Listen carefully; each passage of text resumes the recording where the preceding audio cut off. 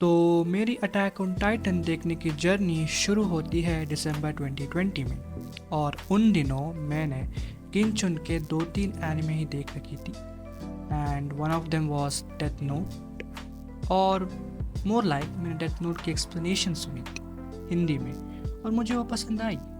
लेकिन उसे देखने के बाद मैं एनिमे के लिए कोई एडिक्ट वगैरह नहीं बना। फिर उसके कुछ दिन बाद हर एक सोशल मीडिया साइट पे attack on Titan was trending, क्योंकि उसी समय में attack on Titan season 4 part 1 का एपिसोड 5 या 6 रिलीज हुआ था, declaration of war.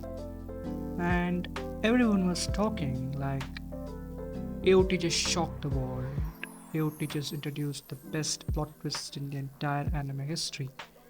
And I was wondering कि इतना बढ़िया क्या हो सकता है यार, क्योंकि उन दिनों मेरा ये परसेप्शन था कि anime is just a mature version of cartoons. तो मैंने भी पीयर प्रेशर पे आकर अटैक ऑन टाइटन को देखना शुरू कर।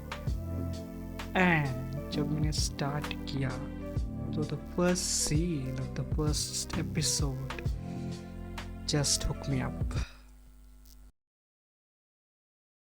वो सेंसेशन, वो म्यूज़िक, वो सीरियसनेस, एरन जिस तरीके से उस सिचुएशन को एक्सप्लेन करता है, वो सारी चीज़ें वे just perfectly synchronised. And first episode के एंड आते आते मेरी एक्साइटमेंट पीक पे चली गई, और मैंने ठान ली कि इस एनिमे को ख़त्म करना ही है।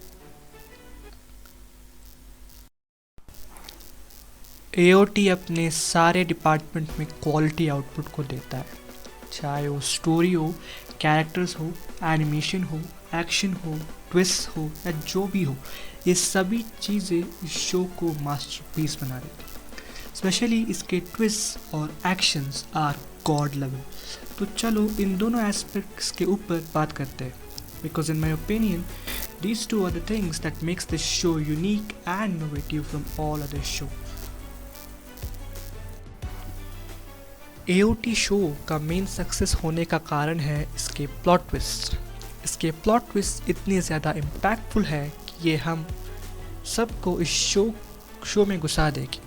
आई मीन सीरियसली, राइनर और बेरथोल्डी आर्मर और कोलोसल टाइटन है, ये जब रिवील हुआ तो उस सीन को तुमने कितनी बार देखा है? मैंने तो 1000 बार देखी होगी, क्योंकि वो scene one of the best plot twist को इंट्रोड्यूस करता है इस शो में। यही नहीं, एरेंस फर्स्ट टाइटन ट्रांसफॉर्मेशन हो, या एरेंस अटैक ऑन मार्ले, या स्पेसिफिकली बोल तो एल्डियंस अटैक ऑन मार्ले, इससे ज़्यादा जो इम्पोर्टेंट वाली थी वो थी people of Paradis Island realising the existence of Marley and the world. Like ये शो शुरू कैसे हुई? Humans versus titans.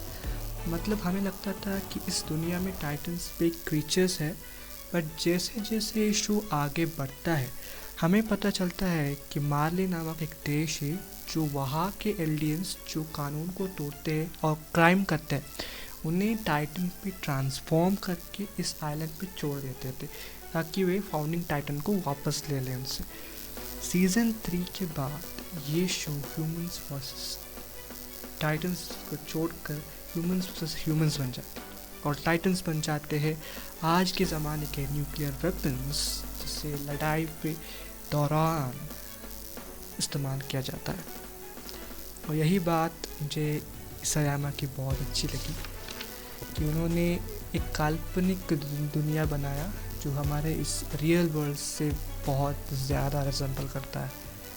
Attack on Titan के हर एक बैटल एक वॉर की तरह होती है, या मोर स्पेसिफिकली वॉर ही है।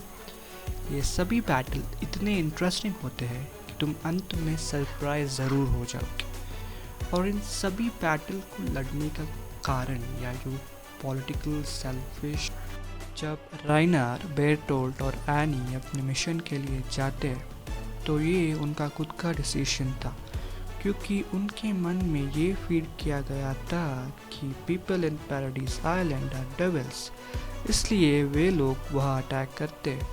अब इसी अटैक में बहुत लोग मारे जाते हैं, जिसमें एरन की मॉम भी शामिल थी, जिसकी वजह से एरन को टाइटन से नफरत होने लगी। इसलिए वो प्रण लेता है कि वो सारे टाइटन्स को मार देगा, पर बाद में उसे पता चलता है कि जिन टाइटन्स को मारने वाला था उनके पीछे भी कोई है जो इन्हें यहाँ भेज रहा है।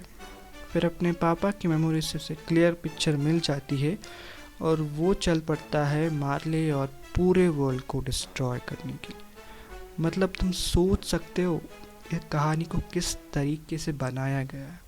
हेट्रेड ब्रीड्स हेट्रेड टॉपिक को बहुत अच्छी तरह से एक्सप्लेन किया गया है और इन सभी इंसिडेंट में बहुत महत्वपूर्ण इंसिडेंट है एरन की कैरेक्टर डेवलपमेंट। मतलब फर्स्ट 3 सीजन में he was the protagonist of the show, but after season 3 part 2 he just loses that right of being a protagonist of this anime. Anyways, it's time to end the video. Honestly, I wanted to talk more about AOT, but मुझे समझ ही नहीं आया कि मैं बात क्या करूं. So I decided कि पार्ट बाय पार्ट डिस्कस करते हैं. अगर तुम्हें मेरा ये काम अच्छा लगता है then please like share and subscribe, और अगर नहीं लगता तो कमेंट्स में ज़रूर बताना कि मैं और क्या इम्प्रूव कर सकता हूँ. जल्द मिलेंगे अगले वीडियो में. Till then bye.